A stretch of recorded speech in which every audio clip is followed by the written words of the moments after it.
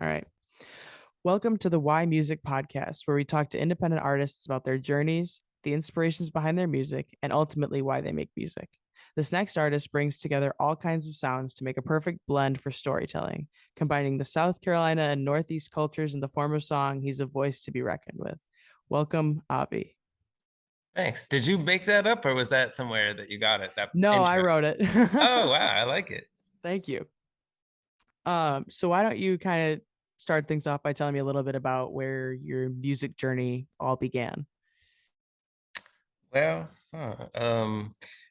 I I loved the idea of songs when I was very young. I think 4 or 5, I was like writing little love songs with the recorder, the digital keyboard and cheesy little lyrics, sort of based on things I heard on the radio.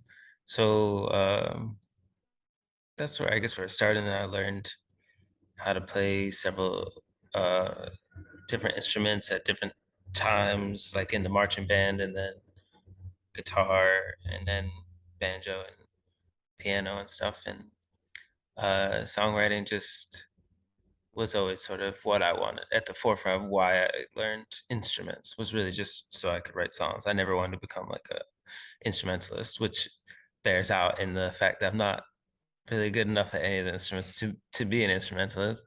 I have sort of a running joke because my friend was making an album and I said, "Oh, I can play some lead guitar on that," and he had me come into the studio and I tried, a few passes, and then he was like, "Avi, you can't play lead guitar," and I was like, "You're right. Actually, I didn't. I just thought I could do it without actually doing it because I was like, oh, I've been playing guitar for 15 years. There's no way I can't play lead guitar, but I can't."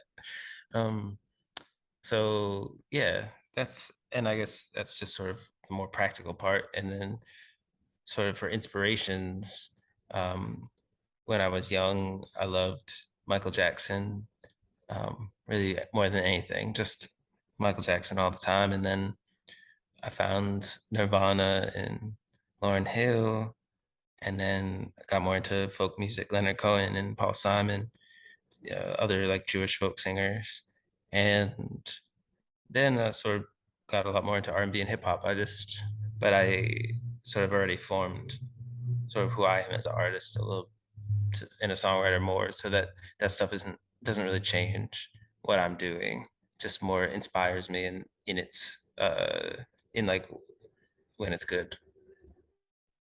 So if you started out, like you said, you started out writing songs kind of like as a kid, like with like the recorder and the keyboard and stuff. When did that kind of transform into lyrics, or was it always kind of from a lyrical standpoint? What's funny because my son, when he was about 6 or 7, he started writing songs because he would come to my shows and he would see like me play in front of people and he wanted to like be part of it. So he would write these like love songs and I was like, oh, this is just like what I used to do.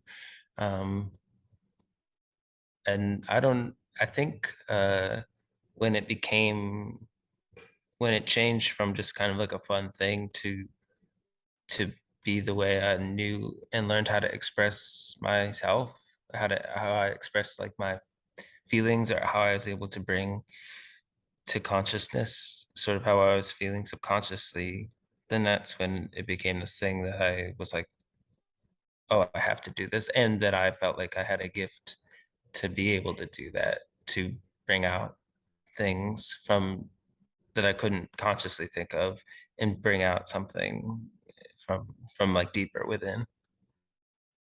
So the lyrics are kind of always been at the heart of it then. Yeah, definitely. I mean, melody is important too, and I try to sound nice when I sing, or like I've worked hard to get my voice better. But it's all about the song and the melody and the instruments are all part of the feeling. They paint the everything together, but the lyrics or the meaning is at the core of it for me. I think that's often what tells the story the best, at least in like the most direct way. Like when you listen to a song, what you're going to follow is the lyrics as far as like the contents, but like the song as like the elements of music is going to do, it's just kind of elevate and like strengthen the power of the story that the lyrics are already telling. Word. So you kind of, I think, briefly just touched on it, but what was the moment where you kind of decided I'm committed to not just like making music, like playing these instruments, writing these songs, but like I'm gonna put them out. I'm gonna release this music. I'm gonna turn these songs into a career and become an artist. Well, when I was younger, it was about sort of desperately wanting to be loved and accepted. That drove me. I was like, I gotta like put out music and people, if people listen to it, they'll like me. And if people come see me play, they'll like me. And um, that was sort of always at the forefront of it. It's like I just wanted to be liked and accepted and admired and feel good about myself. So it was like a lot of self-esteem sort of things, or like feeding an ego or whatever. Um, and I think aspects of that remain and will probably always remain. Like it's kind of hard for me to extricate the part of me that like needs to do it and the part of me that wants attention or love or whatever and acceptance. Um, but despite that, I didn't do it for a living. Um, I was teaching and then I was farming and I was raising my son. And then I was farming. I was starting to play sort of more shows uh, in South Carolina. And then I had a show one night at this place called the Poorhouse on a Friday night. And I had gotten a check Thursday or Friday. And I had gotten my 2 week check from the farm I was working at. And I made more money at the show than I made in my two for my 2 week paycheck. And then that's was like it was like a light bulb. I was like, oh wow, people actually like to see me play. And why am I like killing myself doing like this hard physical labor that I'll never get ahead, because working class people can't get ahead in the society with how devalued labor is, and how overvalued sort of CEOs are, and stock people or whatever. Uh, like there's just no way to be a working person and make it ahead. I mean, studies have shown this. So I kind of was like, oh, it would be stupid for me not to do music because music's the only path I'm gonna have to ever have a house. Yeah, I Or mean, something like that. if the money's not adding up or if it's leaning one or the other way, like that's kind of part of it. I mean, that's also like to look at it in the perspective of you were able to like your skill set and your talent was able to bring in more that one night than a regular job was for 2 weeks, you know, like Yeah, and that's I, it's I'm a a lot big deal. better. I'm a lot better at singing and writing songs than I am at farming, because I'm not particularly strong, and I'm not particularly big. So like I'm not really that good of a farmer. There's a lot of people could do it better than me. So it's kind of like, yeah, it's like I was never that good at other things because they never were something I was passionate about. So it makes sense to do something you're passionate about because you'll just be better at it. Yeah, absolutely. That's also like you're gonna work harder at it too, so you're gonna want to be better, and it's just gonna ultimately end up being where you're like you're better at that than you could be at anything else because that's what you wanted to put the most time into. Mhm. What do you think like often inspires most of your writing? All my songs are about, heartbreak, whether that's a romantic heartbreak or grief, uh, from death or whatever it is. That's always when I feel inspired to write. Not when I feel depressed and sort of melancholy and sad, but when I feel like absolutely sort of heartbroken or sort of deeply sad and touched in a way, then that's when I write. That's what I like. When I feel real sad, if I'm like starting to cry or whatever, that's when I'm like, where's my guitar? I think it says a lot about like things too because it's like a lot of songwriters like like you said it's a form of self-expression and so like having that sort of outlet to do so you're more inspired to write when you're going to be feeling negatively than positively because you want what you're feeling to kind of get off your chest whereas if you're on top of the world, you might like you could just keep that to yourself and it's no different. But like when you're in that like negative place, it's like I have to at least let it out, whether it's just on the page right in this moment or if it's in a conversation with somebody else. It's like that's the one you feel more compelled to get out because then you're not stuck with it for longer. Well, I think yes, and to sort of like further expound on that, which I think is a word, expound. Um, a sad like there's a difference between a sadness and a hopeless, like sad, hopeless, and a beautiful sadness, like a sadness in which you're so like it absolutely breaks your heart, but at the same time it's kind of beautiful and you have some hope or something, like that's the kind of thing that inspires me. But then like just sort of a depression or whatever does quite the opposite. I just don't feel inspired to write. It's the doldrums of capitalism and of all of our problems in society in the United States specifically, where you have no right to health care, you have no right to housing, you have no right to livable wage. So we're all kind of just we're like serfs essentially to a ruling class, and it's actually just very frustrating. That does not inspire me to write. That just makes me angry, and it feels hopeless. Yeah, I think like you said, like a beautiful sadness, that's I think a good way to put it. Like those there are things within the realm of sadness that are like hopeless, and then there is like the beautiful, like there is beauty in all emotion and not necessarily like every type of emotion under any given umbrella, but anything can be spun in that kind of positive way. Right, like when my father died, I was very inspired to write because his death made me realize how wonderful he was. Like it was very inspiring to be able to reflect on with gratitude on somebody who was so loving and supportive. So you could be really heartbroken that they're gone, but then it's kind of like, well, how beautiful that they were so wonderful that you hurt this much Hmm. to lose them, or in a relationship with someone who's quite wonderful, even if it doesn't work out, you're sort of touched. Whereas um, if it's just a sadness, like you're in a toxic relationship, or if it's a sadness like someone dies that was awful, you're not gonna feel that sort of same. That's a different sort of sadness. It's just like that's like a regret more so than like a there's no like beautiful other side of the coin to those kinds of sadnesses. Yeah, absolutely. Um, how would you describe your music for somebody who's never heard it? Well, you said it reminded you of the head and the heart.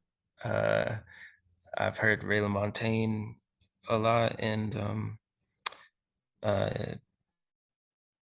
so as a reference point, sort of like that. But um, so, and I think people will say sort of it shows Bob Dylan or Neil Young or whatever it is.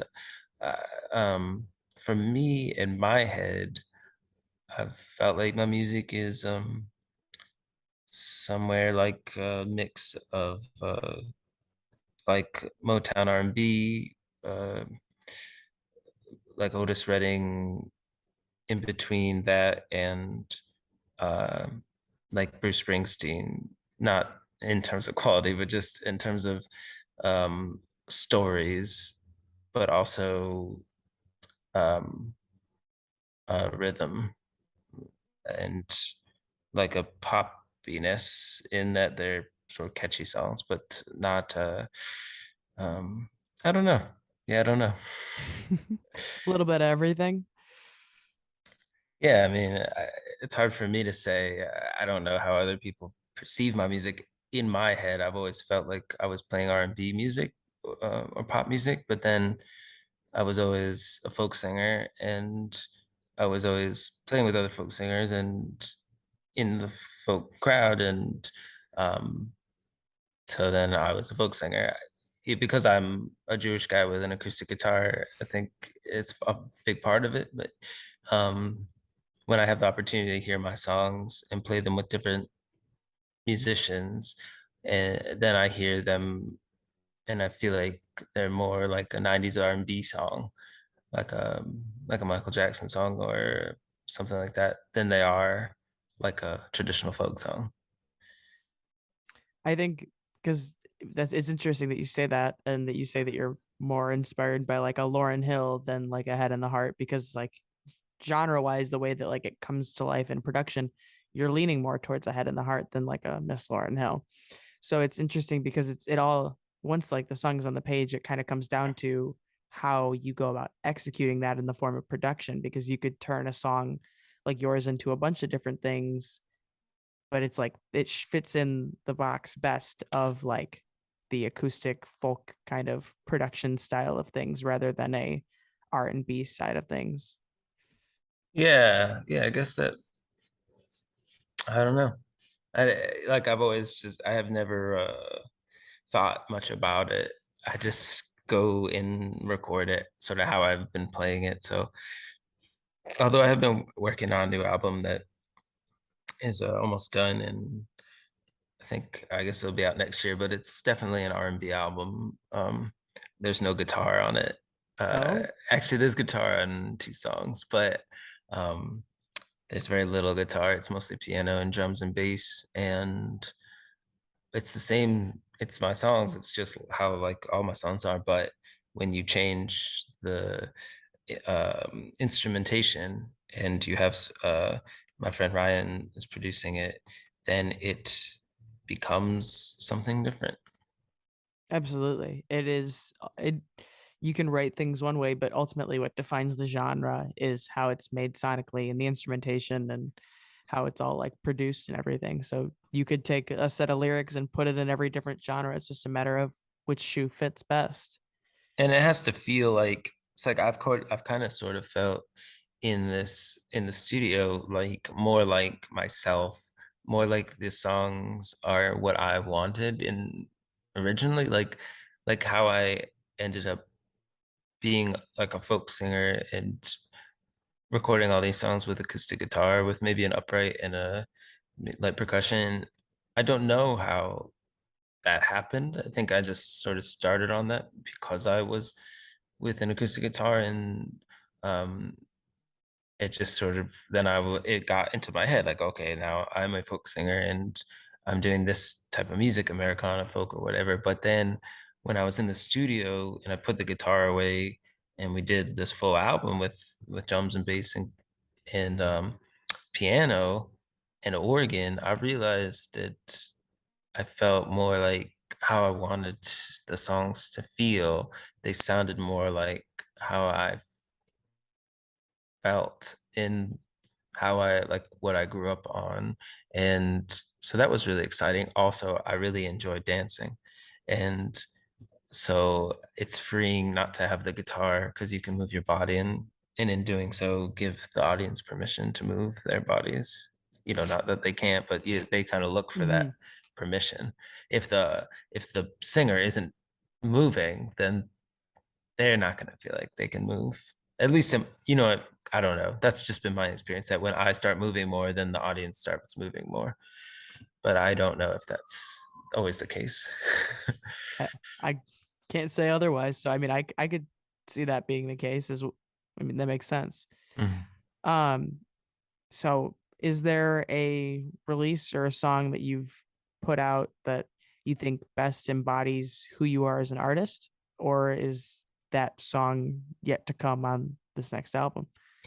Uh, well, certainly, I think yeah, the best stuff I've done has yet to be released. However, of the things I've put out, I'm very proud of this song "New England Woman," and I'm very proud of this song "Hawk in the Nest." Those two songs probably. You think those are the best kind of overall representation of you as an artist for, I mean, at least what's out there? Yeah, and this song "Pickup Truck" that I wrote about my father. I think those three would be the ones that I think are the closest I've come to reaching some sort of state with my songwriting that is beyond just simple conscious writing, where I've come to a state of uh, true like connection to some sort of spirit. Do you think that those like is it more on a sonic level? Is it more on a like lyrical contents level? Or both? Is it like which way would you say that those are like a good representation of your work? Lyrically, melodically, um, structure, the song, not as much the production or the instrumentation, but everything else. So you think like have you so going into this more no guitar um R&B shift kind of direction you're going with this next project, do you think that the way you have written the songs is the same, or is it kind of a different approach now that you're kind of executing those songs in a different way? Like, is the lyrical content still very similar to the previous stuff as far as the way that you write? Yes, exactly the same. I haven't changed who I am as an artist. Um, I think, yeah, like I think in terms of the best sounding music that I've made is yet to come. I don't know that I'll ever write better songs, um, because I am incredibly proud of some of the songs on this next album and some of the ones I've put out. I I those enough are like enough for me to feel like proud of myself and that I have a gift. It'll be really interesting to see then if it's like you're writing the same kind of stuff, but it's just kind of transforming production wise. Yeah, it is. I mean, it's transforming. The production's different, and I think it sounds nicer and better. But the songs are about the meaning and the Hmm. feeling. Not they're not about m- uh being popular. Like they're not written to be pop songs or I mean they're I think they are poppy, but that's just how they are. But I certainly did not write them with any intentions of making money with them or being popular with them or them sounding like R&B songs. I just wrote them to express myself and then worked with some musicians to um put a groove on the feelings. Yeah, I guess. Because like Motown and those sorts of songs, and those are very a lot of those hits are very very heartbreaking, heart wrenching. Like there's this old Motown song. It's the same old song, but with a different meaning. Since You've Been Gone. I don't know if you know that one.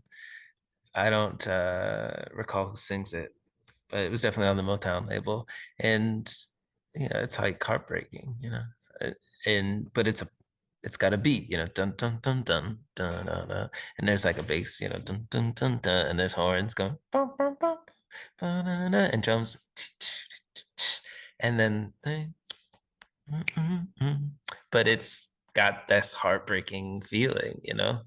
So I think that's the kind of the beautiful thing is to make something with a groove that also sort of breaks your heart. And like that song Crazy, that was really popular. Hmm. That song was like people connected to it, but sonically it was fucking incredible.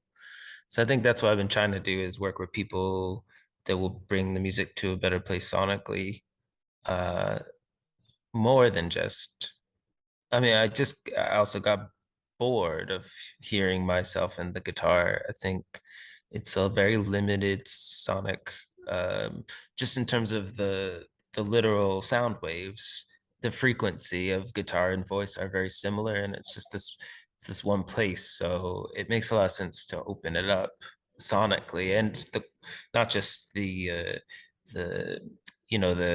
the hertz or whatever of the waves, but the frequency, but also the quality of the sound. There's a droniness to the organ that you don't get when you're singing and playing the guitar. And and there's a groove and a feeling in those other instruments that are conducive to people connecting to this songs. And I think that's something that I neglected in my career, uh, is those things. I've just been like, oh, I'm so proud of this song. Here's the song as I have it, and not thought about how to uh, increase um, the dynamic of the song, the sound, the dynamic of the sound. Yeah, it's sometimes hard to go beyond how you hear it when you write it because it's like you hear it this one way and then it's like, okay, I can build off of that, but like trying to reshape it completely and kind of take it in a different direction can sometimes be challenging because you hear it in your head the way that it was originally written, and undoing that is hard. Exactly, and that's where collaborators come in, because unless you're Prince or Stevie Wonder, and I imagine even if you are them, you collaborate with people. And I certainly cannot play instruments well enough to do that myself. So you have to collaborate with people. Yeah. Some great work is, I mean, most songs you hear today are co-written, produced by somebody else, all that other stuff. It's like there's like 20 people that work on one song. Well, that I feel like it's maybe a different thing, the co-writing. I mean, I've never I've never co-written with anyone. I Oh, that's not true. I guess there's one song that's a co-write, but I didn't co-write with them. They covered my they took my song and then changed it, did a little co-writing with it, changed it around a little bit, but it was, I didn't co-write with them. It was, they took my song and then they messed around with it and got something else. But I've never actually collaborated with someone on the song. Maybe Hmm. people have written maybe a bass, that people like in the studio right now, like the bass player writes the bass line and the drummer comes up with the drum parts and the piano player comes up with the piano parts. But I write all the chord progressions and I write all the lyrics and all the melody of the vocals and then like the horn parts. So it's like what I'm hearing, and they're able to make it, improve it, and make it better than what I heard, piano and drums and bass. I mean, they're better than I can imagine in my head. So it's been really exciting. I'm sure collaboration can bring a lot of cool different things that you would never have expected. Hmm. Yeah, I'm sort of a solitary person, so um, it's nice to collab. It's nice to have that experience with people doing that, because I generally just write alone and travel alone. Spend a lot of time alone. So, what would you say motivates you to kind of keep writing songs, keep putting them out, all that good stuff? It's a funny. That's funny you asked that, because I was just talking about that with my therapist this morning. I don't always have the motivation um, to do it. Uh, I It can be challenging to get the motivation to do it, but I love. Like, I got an email the other day from someone who was like, "Oh, I've been listening to this song Hawk in the Nest on repeat. My father passed, and it's been really like meaningful to me to hear it. And I just wanted to thank you, and you should, I want you to keep doing this kind of thing. You should keep creating, and etc." It was very encouraging. Um, and so that was beautiful to hear. But uh, like, I felt good for a bit, and then it sort of faded, and sort of back to where I am normally, which is I have a discipline to play, um, and I play and I practice, um, because I like doing it. Um, and um, I liked teaching, but it took a lot out of me, and I liked farming, but it was hard for my body and didn't pay anything. So, um, so if I found something that I loved more, I would do it. But I just am hopelessly sort of um hopelessly sort of in songwriting and singing. It's like I can't even fight it. It's just what I do. I can't if I, I've tried. I've been like because it's challenging, to make a living doing it or to like keep getting all the rejection that you get every day. Um, but then so I'll say, oh, I'm not doing this anymore. Like I'm so sick of getting rejected by every venue. They don't even want me to play, and I'm sick of playing a big show and I only get the room half filled or quarter filled, and I'm sick of um, sending my stuff to people that reject it or whatever it is, and traveling all the time. Uh, but I'm really just blowing off steam because the reality is that I'm always going to play music and I'm always going to write songs. Uh, so I don't know. It's just like I just do it. Some things are just like that. Yeah. Um, if you could open for any artist, who would it be? Living or dead or living? Whatever Like you want. more practical, like who actually is touring now. Sure. Um, so like an artist that it would be realistic on some level, that I could open for. Um, uh,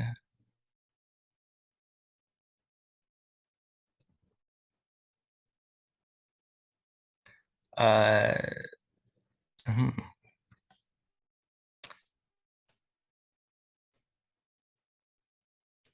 Leon Bridges, maybe.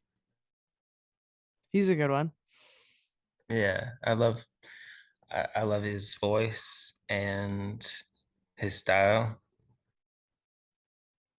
Do you have one if it was living or dead?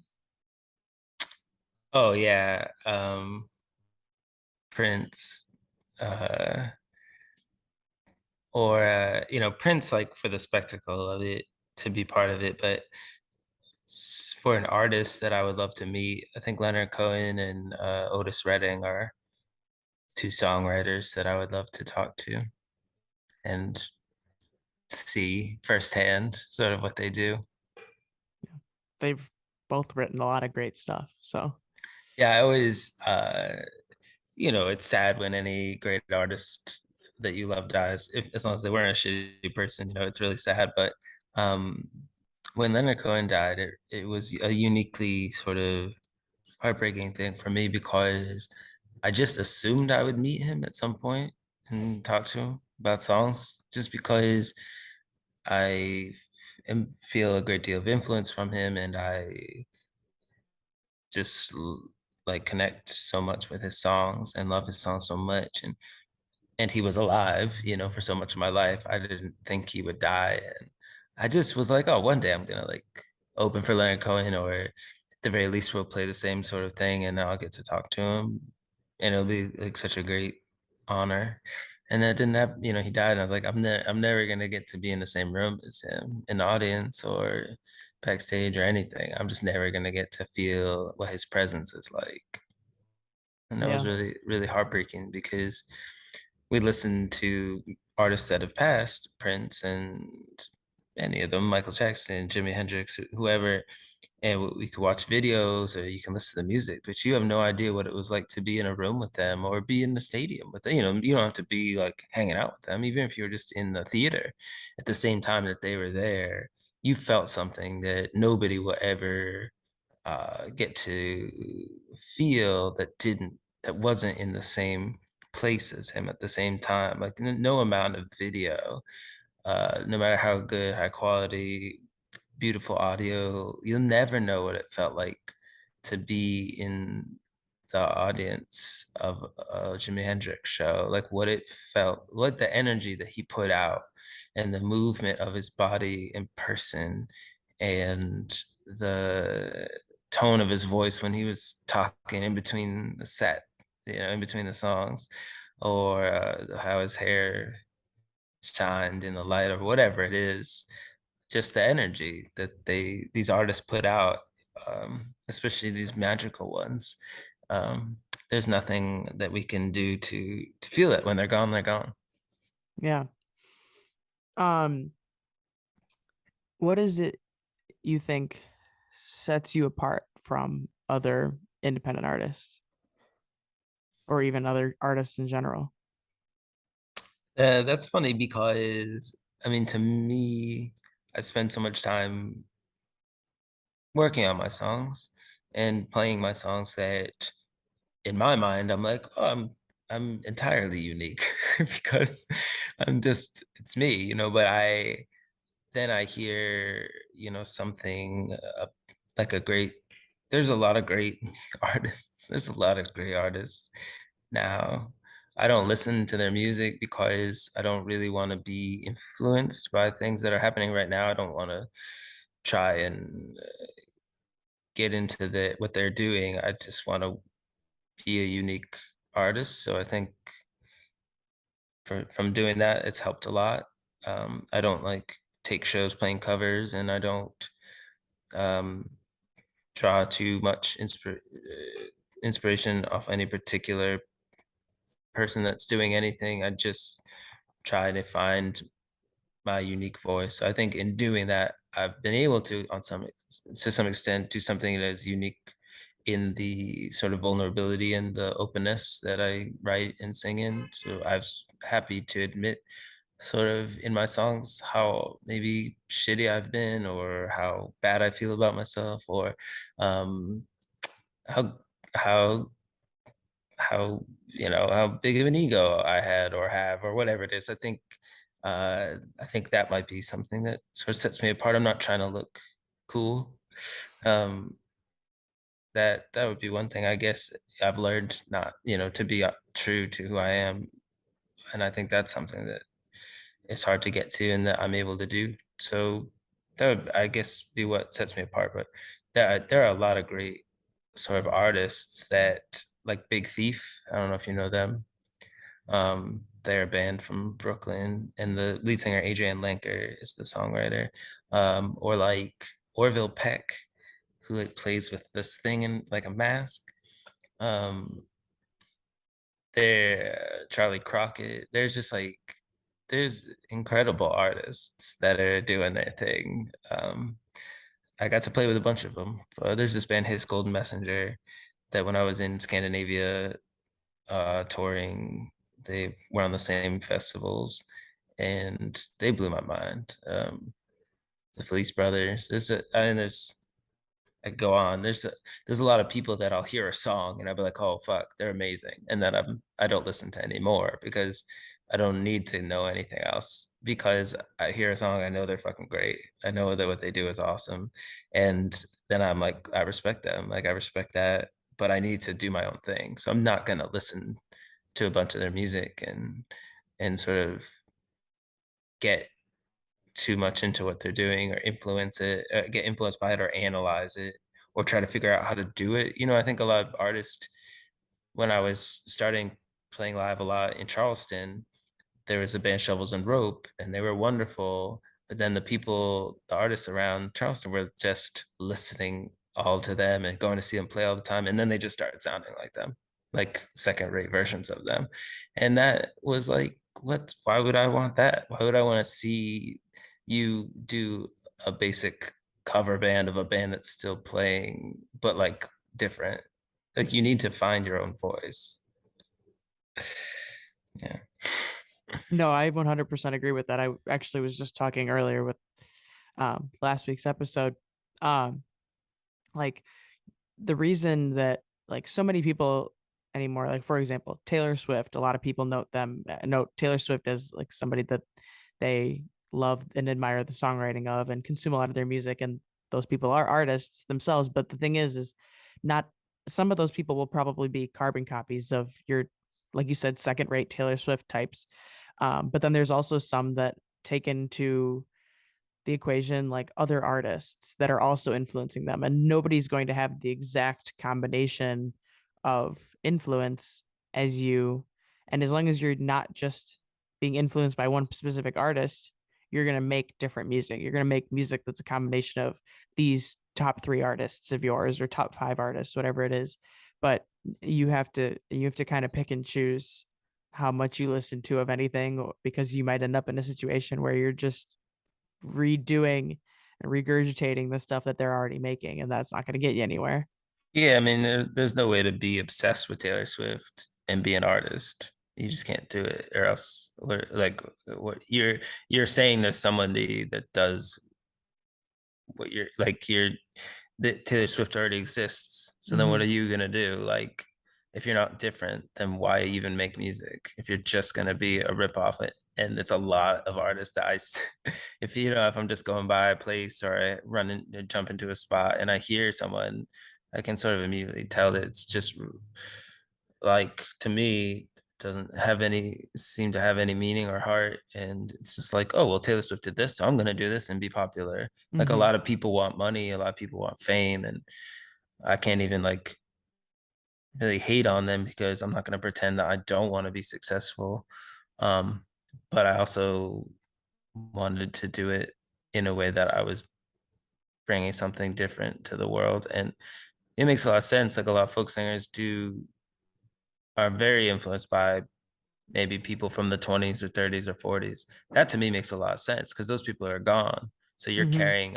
you're carrying the torch for them. But you don't need to be carrying the torch for Taylor Swift because she's going to be doing this for like 30, 40, 50 more years, like Dolly Parton.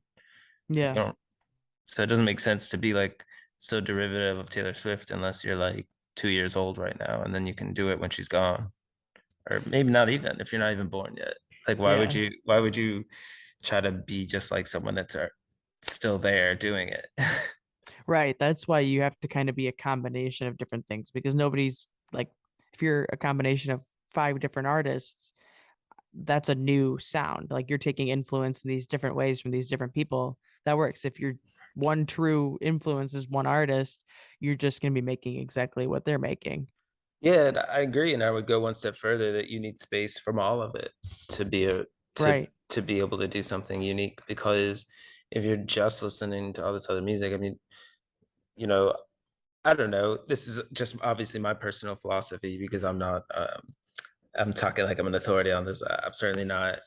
Uh, I guess that maybe sometimes I do think I am an authority on it, but for me, I don't spend a lot of time listening to music.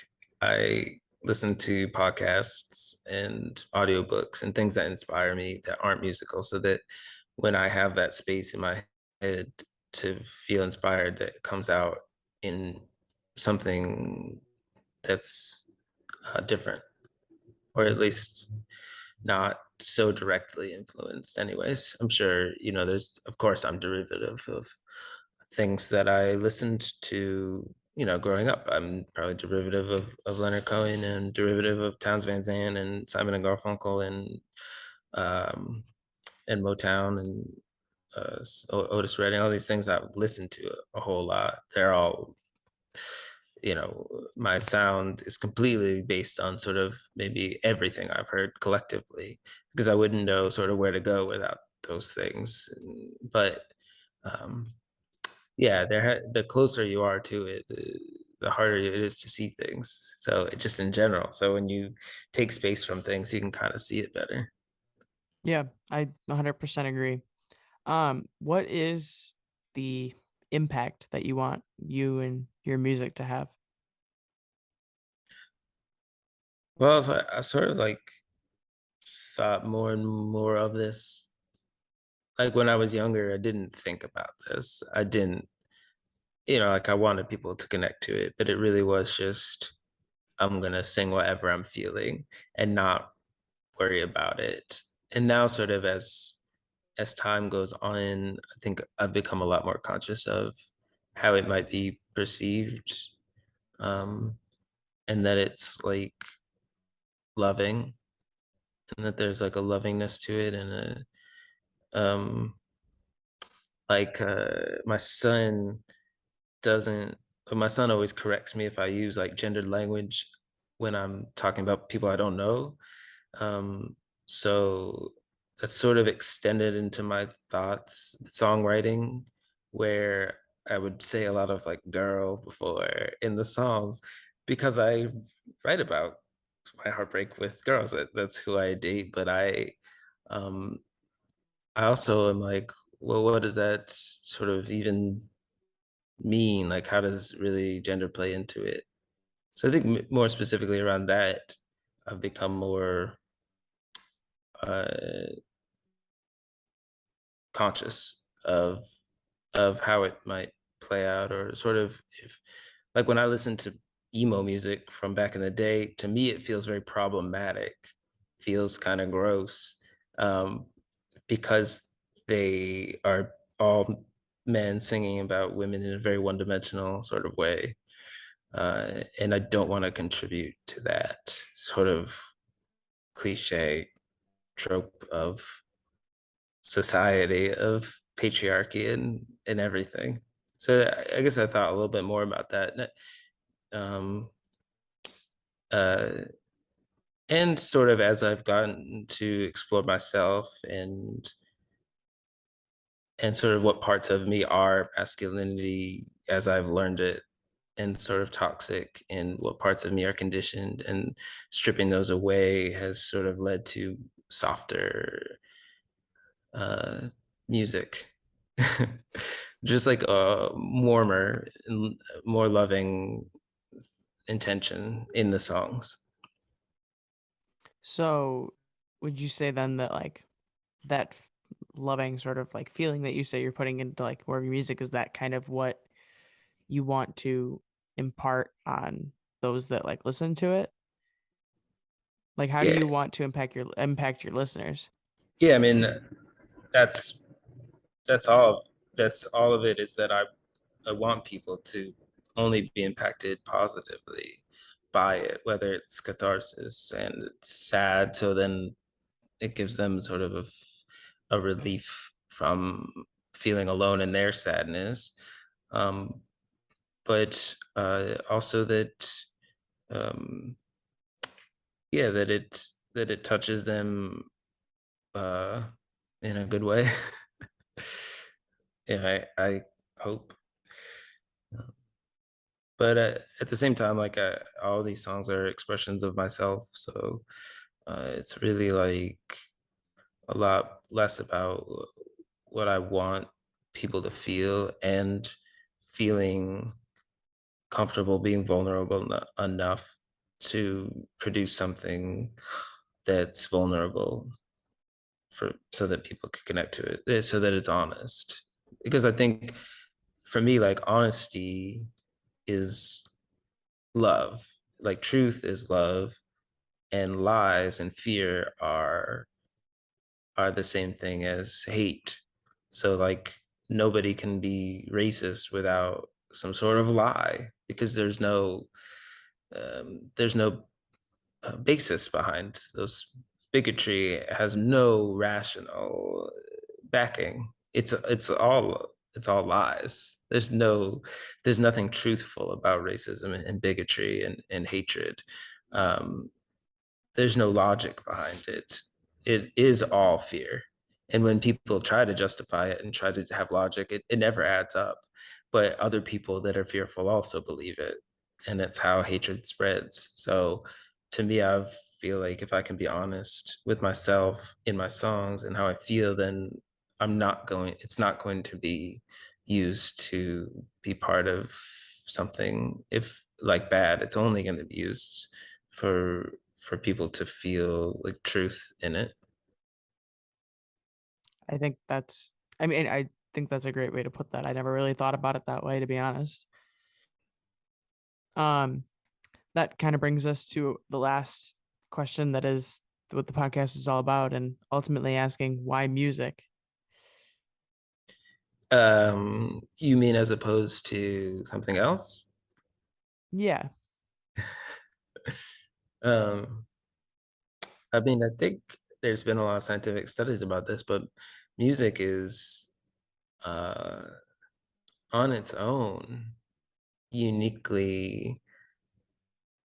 There's something about it that nothing else um, can approximate. Um, it just moves you, you know? Maybe like movies, but that's because they've got music going in the background. um, uh, so my music, I'm uh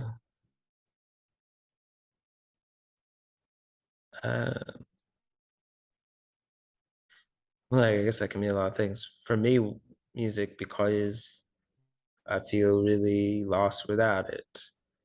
Um, and doing it is like the greatest joy that I have. So yeah, that's why music for me. Yeah. it's ultimately fulfilling your purpose.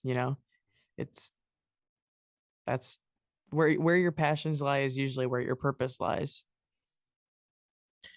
Yeah. Yeah, I mean, it's interesting, like because now people want to be famous more so than I remember when I was younger. People wanted to be famous. If you were famous, it was for something. Um, but now people seem to just want to be.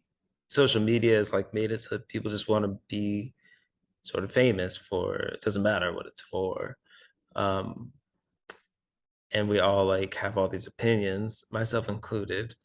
Um, but like arguing on Facebook or whatever, all these other things, it doesn't really do anything. Like music, it's a good thing. It's entirely good, unless you write some fucking gross lyrics or whatever, unless you're like fucking not Brad Paisley, there's this Jason Aldean, this dude whose like wife is a transphobe and uh like this other country singer like called them out, and then this country singer is getting like threats all the time and Tucker Carlson's threatening.